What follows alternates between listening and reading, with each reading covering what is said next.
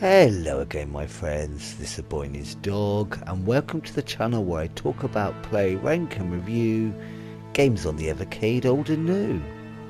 In today's episode we are looking back at a slightly older collection and reviewing and ranking all the games therein. This wasn't a viewer's choice per se, I wanted to try and get on top of the range so far. Figure this as more of Stevie's choice, okay? So today we're looking at the 4th home computer collection, Delphine Software Cinematic Collection 1. There are only 4 games in the collection, so you would have thought a full cut review would have been out long before now, and there is a reason for that, and I will get to that in the first game on our list. So we better get stuck in.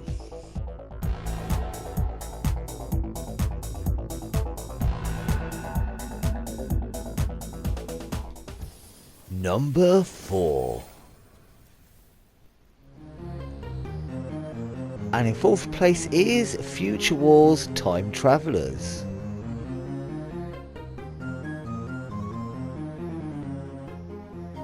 In the 44th century, the human race is fighting a century-long war with the Krurons.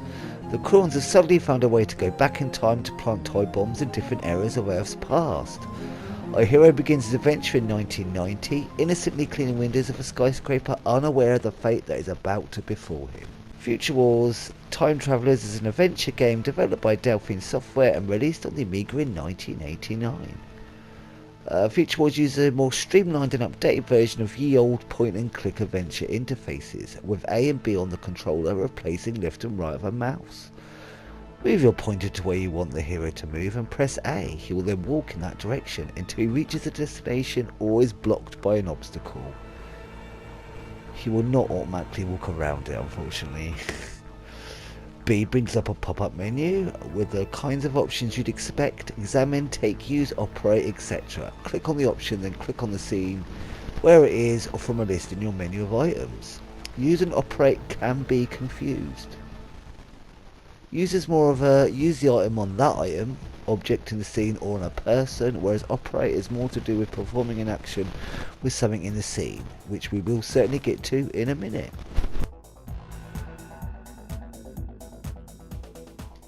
You know, I get Beneath the Still Sky vibes from this, a game I absolutely adored on the Amiga and would love if they brought over, but there is a specific thing Blaze needs to sort out first, which we will get to in a second. Make sure you thoroughly search each new scene as you get to it. Some scenes have a sort of puzzle that if you have everything with you and try everything out, you will be able to eventually solve, providing you haven't missed anything previously.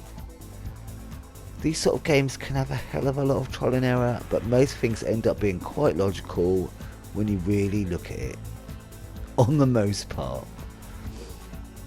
Now, the elephant in the room is the lack of keyboard and mouse capability. Though I believe it's coming at some point, they do keep promising. For the most part the controller does absolutely fine, it really does. But there is a section where you must input a code into the computer to stop the ceiling from crushing you. Now this would be fine if you didn't have to press operate before each button press. This would also be fine if the time limit wasn't as ridiculously tight as it is.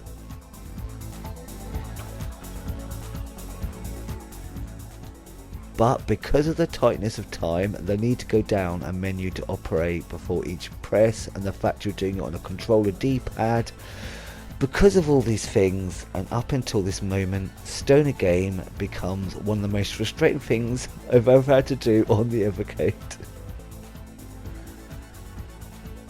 I swear, since release, I've been back to this game so many times, but it just stumps me. I'm not saying it's undoable, but if your reaction times are as grand as mine, it simply is undoable. At least for now. I would love to revisit this game with full mouse and keyboard support, because I did have a look ahead of what I'm missing, and I'm literally at the point before it gets really cool, time travelling into the past and later into the future. I am so gutted, but in the end I had to be honest with myself. Oh boy, your hands are shit. Time to move on. Honestly, if that section wasn't such a bitch, I'm sure this would have been in 3rd place, because it's such an interesting game. And it's also as alluded to in the opening, the reason I've held off so long doing a cart review. The other games were done long before now, but I just cannot do it. I cannot. In the end, this is a great game, and looking ahead, it gets even more exciting, but I can only go by where I've got to and what I've played. And alas, my journey fell all too short. The game is let down by the one scene where too tight a time limit, a lack of mouse and keyboard control, and most importantly, lack of good reaction time by me. And so therefore, I couldn't put it in any other place than fourth.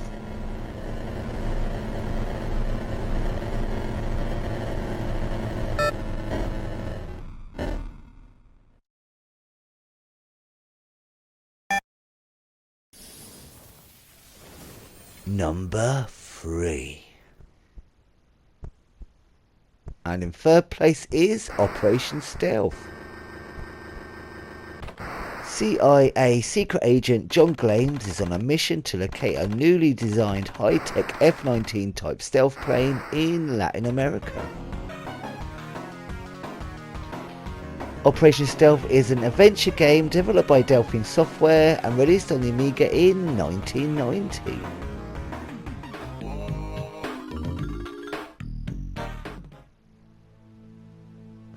Just as Future Wars, which came out a year before, it uses almost exactly the same interface, which for this game works an absolute treat. And they added neat little action scenes, like for example, swim through an underwater cave system and a top-down view for a maze. These are a bit basic, but add a little variety to the proceedings. Interestingly, it's the only game not to have a sci-fi theme on this cart. Here we have a purely spy thriller with the gear to go along with it.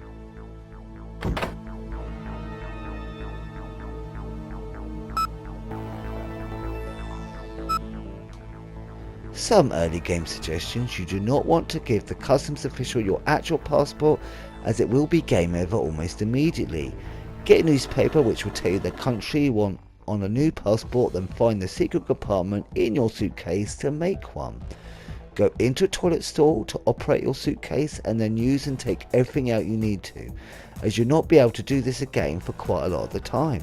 The game won't let you due to the fear of getting caught. There are many twists and turns throughout this tale: meetings with strangers on park benches, people getting murdered by mysterious strangers off screen, secret documents, and the usual peril you'd expect. But it's not the longest game once you've worked out what you're doing and where you're going, so I won't ruin too much the second half of the story with any footage. But I did enjoy it greatly, which makes me even more thirsty to get past the goddamn ceiling crushing booby trap in Future Wars. Where's Barry feckin' Burton when you need him? In the end, I think these sort of games definitely come down to if you enjoy this style or not. They can be pretty marmite, but if you like a chilled spy story experience that may take a bit of patience, you can't really go wrong here.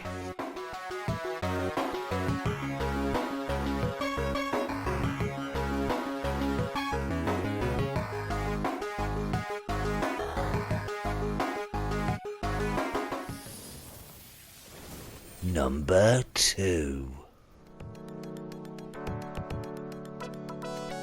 And I don't know if this is a surprise or not, but in second place is Flashback.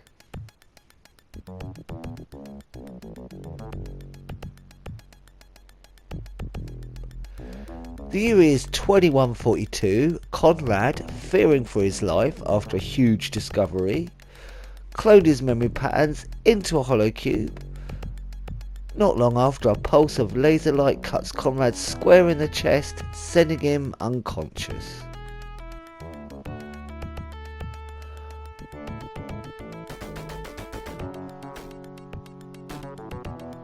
When Conrad awakens, he doesn't remember who or where he is. All he knows is he's got to run.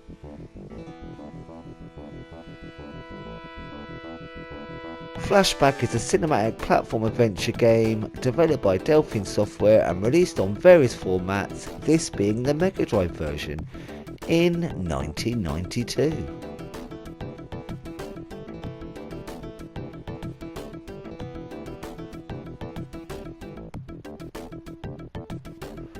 Though I have covered this in a previous review, I will go over it a bit more here. It's such a great game, even if it borrows heavily off of many classic sci-fi movies, including Blade Runner visually, and Total Recall thematically, even Running Man with a killer game show. But it does it all so well, and it all fits so perfectly into the world, atmosphere and story.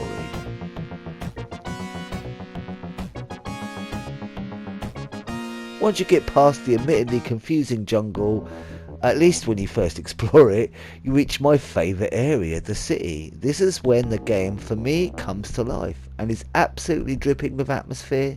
From a working tube station to get you from location to location, a night bar to chill in, even a tower which houses the previously mentioned killer game show.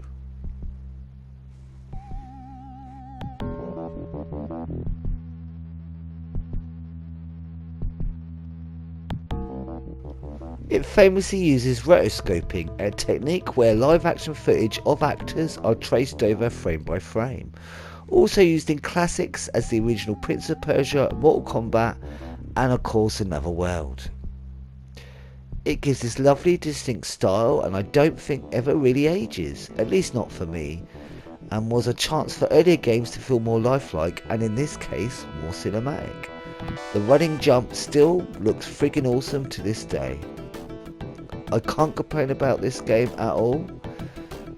It was as much fun exploring once more as it was back in the day. Hugely, hugely recommended.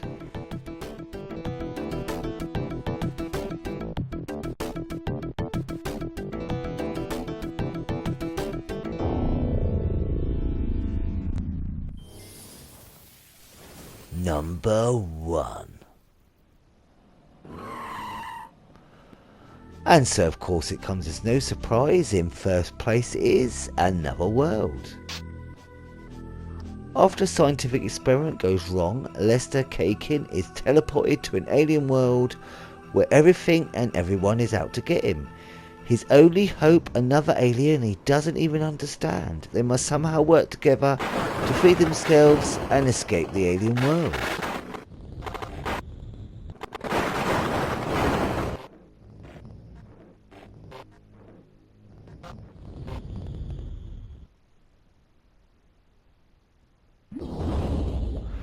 Another World is a cinematic platform adventure game developed by Delphine Software and released on the Amiga in 1991.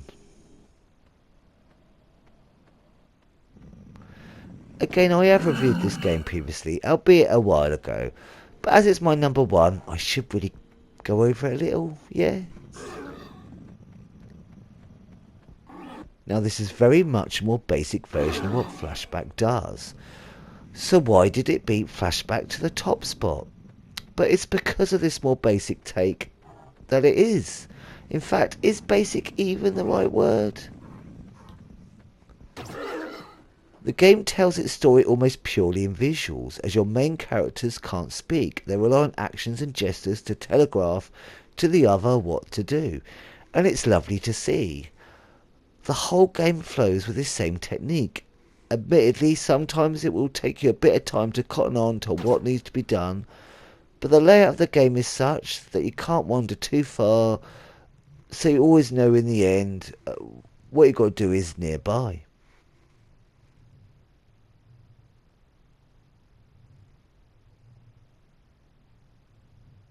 The opening of the game is the perfect introduction to this. After escaping the lake and making past the pesky little knifey worms, a beast drops down and gives chase. You run back to the other end, and out of options you have to jump. You grab hold of a rope which swings you across and puts you ahead of the creature. You can now run past where initially blocked. Well, you hope you can.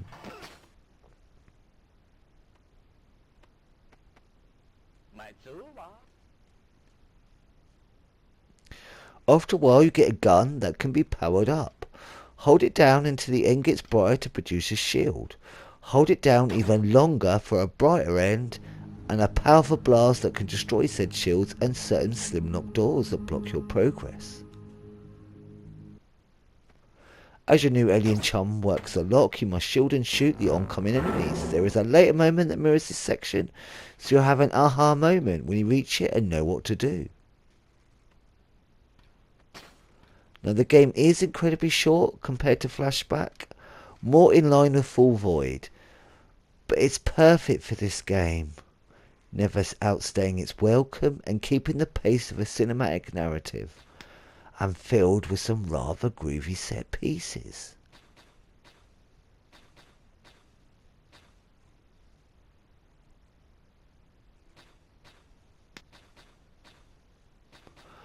I will always have a huge soft spot for this game, and although it's not something I can constantly come back to, it's always a joy when I do, and I know I always feel the pull now and then. I just think it's a game that should be in everyone's collection. Beyond a cult classic, it's a real piece of history in the gaming landscape.